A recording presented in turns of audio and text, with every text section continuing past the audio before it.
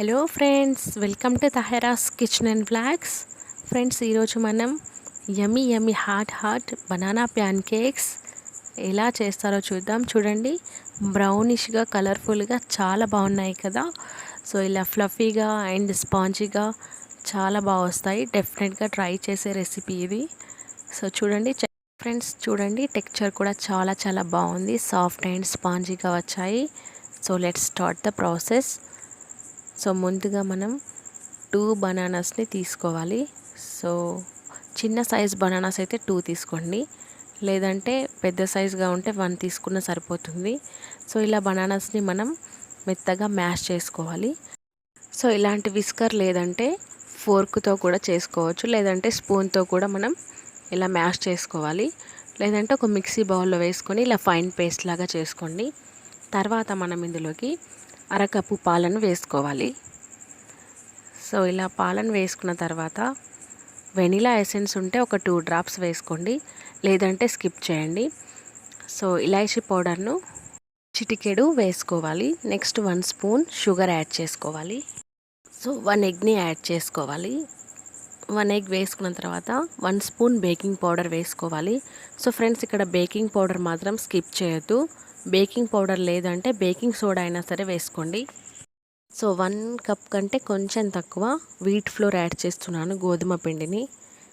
So ఒక 3 spoons మైదా వేస్తున్నాను ఇక్కడ. సో మైదా ఎక్కువ యూస్ చేయొద్దు ఫ్రెండ్స్, హెల్త్కి మంచిది కాదు. సో అందువల్ల నేను ఎక్కువగా వీట్ ఫ్లోర్ యూస్ చేసి చాలా తక్కువగా మైదాను యూస్ చేశాను.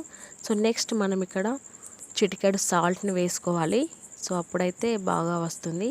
సో నెక్స్ట్ ఈ మిక్చర్ మొత్తం కూడా మనం ఇలాగా మొత్తం బాగా కలుపుకోవాలి విస్కర్తో. సో బాగా ఫైన్ పేస్ట్ లాగా రావాలి. కన్సిస్టెన్సీ ఈ విధంగా ఉండాలి. సో నెక్స్ట్ ఇప్పుడు మనం స్టవ్ వెలిగించుకొని దోశ ప్యాన్ని పెట్టేసుకోవాలి. సో నెక్స్ట్ మనం ఇక్కడ ప్యాన్ వేడైన తర్వాత 1 స్పూన్ గీ కానీ బటర్ కానీ వేసుకోవాలి. సో గీ, బటర్ లేదంటే ఆయిల్ కూడా వేసుకోవచ్చు. సో ఇలాగా బ్యాటర్ వేసి కొంచెం ఇలా స్ప్రెడ్ చేయాలి. సో ఫ్రెండ్స్, గీ వల్ల ఫ్లేవర్ బాగుంటుంది. సో బటర్ వేసినా కూడా చాలా టేస్ట్గా వస్తుంది. సో ఒక 5 మినిట్స్ మీడియం ఫ్లేమ్లో కాల్చుకోవాలి. నెక్స్ట్ చూడండి, ఇలా టర్న్ చేశాను. చూడండి, బ్రౌనిష్ కలర్లో చాలా ఫ్లఫీగా వచ్చింది కదా. సో కొంచెం ఒక 2 to 3 మినిట్స్ వేసుకొని ఇలా తీసేసుకోవాలి. చూడండి, చాలా బాగా వచ్చింది ప్యాన్ కేక్. నెక్స్ట్ మనం గీ యాడ్ చేసుకొని ఇలా కొంచెం ఈవెన్గా స్ప్రెడ్ చేసుకొని ఇలాగే ప్యాన్ కేక్స్ మొత్తం కూడా మనం వేసేసుకోవాలి.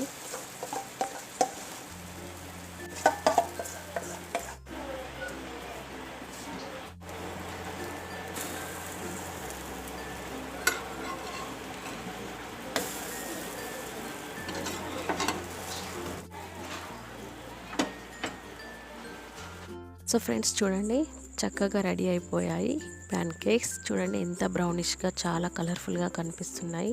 సో ఇలా సాఫ్ట్ అండ్ ఫ్లఫీగా రెడీ అయిపోయాయి ప్యాన్ కేక్స్.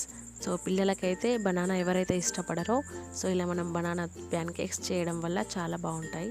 సో నెక్స్ట్ మనం ఇలా హనీ కానీ, న్యూట్రెల్లా కానీ, చాక్లెట్ సిరప్ కానీ వాటితో మనం ఈ విధంగా కొంచెం గార్నిష్ చేసుకొని తినేసేయాలి. చాలా బాగుంటాయి ఫ్రెండ్స్. సో డెఫినెట్గా ట్రై చేయండి. సో మీకు ఎలా కుదిరిందో కమెంట్ సెక్షన్లో తెలపండి. సో ఫ్రెండ్స్, మీకు కనుక ఈ బనానా ప్యాన్ కేక్స్ రెసిపీ నచ్చినట్లయితే డెఫినెట్గా ఒక లైక్ చేయండి, షేర్ చేయండి, కమెంట్ చేయండి. సబ్స్క్రైబ్ చేయడం అస్సలు మర్చిపోవద్దు friends. Please subscribe my channel. Thank you for watching friends. చూడండి టెక్స్చర్ ఎంత బాగుందో.